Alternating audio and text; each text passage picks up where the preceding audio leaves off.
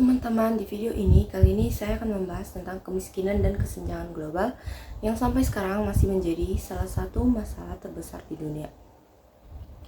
Selama beberapa dekade terakhir, pengurangan kemiskinan sudah menjadi fokus utama pembangunan internasional.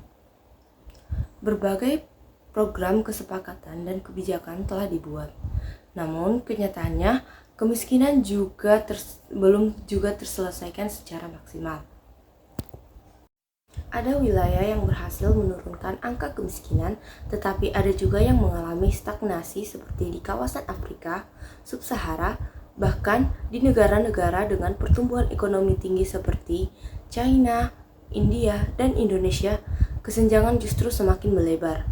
Hal ini menunjukkan bahwa pertumbuhan ekonomi saja tidak cukup, karena hasilnya tidak dibagi secara merata.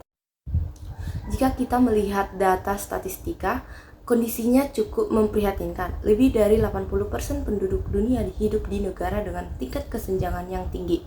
Selain itu, sekitar 24.000 bayi meninggal setiap hari akibat kemiskinan. Jumlah orang miskin juga terus meningkat, dan di beberapa negara, usia harapan hidup justru mengalami penurunan.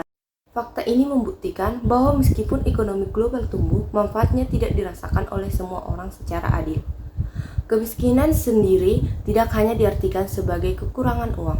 Ada berbagai jenis kemiskinan yang perlu dipahami. Misalnya, kemiskinan akibat globalisasi, di mana tidak semua negara mampu bersaing dalam ekonomi global. Ada juga kemiskinan akibat pembangunan yang tidak merata, kemiskinan sosial yang dialami oleh kelompok rentan seperti perempuan, anak-anak, dan penyandang disabilitas, serta kemiskinan akibat situasi tertentu seperti bencana atau konflik. Hal ini menunjukkan bahwa kemiskinan adalah masalah yang kompleks dan membutuhkan solusi yang berbeda-beda sesuai dengan penyebabnya.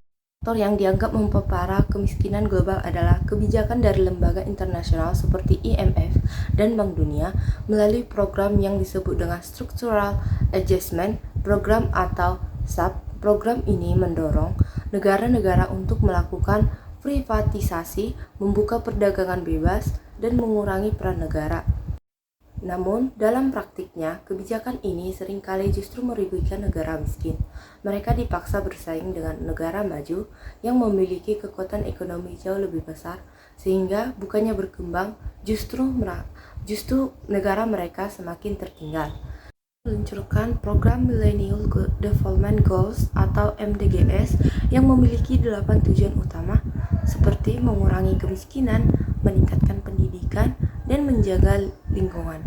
Meskipun ini tujuan terlihat baik, dalam pelaksananya masih banyak kekurangan.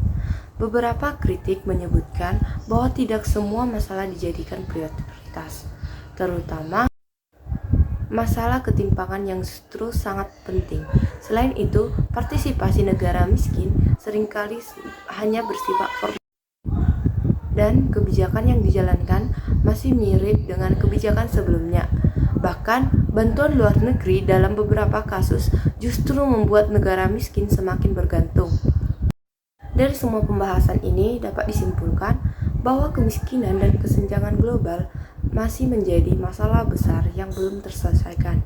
Banyak kebijakan yang ada belum menyentuh akar permasalahan, terutama ketimpangan. Oleh karena itu, diperlukan pendekatan baru yang lebih adil, yang benar-benar berpihak kepada masyarakat miskin, serta memperkuat peran negara dalam menyediakan layanan publik dan meningkatkan kesejahteraan masyarakat. Tanpa perubahan tersebut, kemiskinan akan terus menjadi masalah yang sulit diatasi di masa depan. Jadi, kemiskinan bukan hanya soal kurangnya pendapatan, tetapi juga tentang sistem yang belum mampu memberikan keadilan bagi semua orang. Sekian dari video penjelasan saya mengucapkan terima kasih.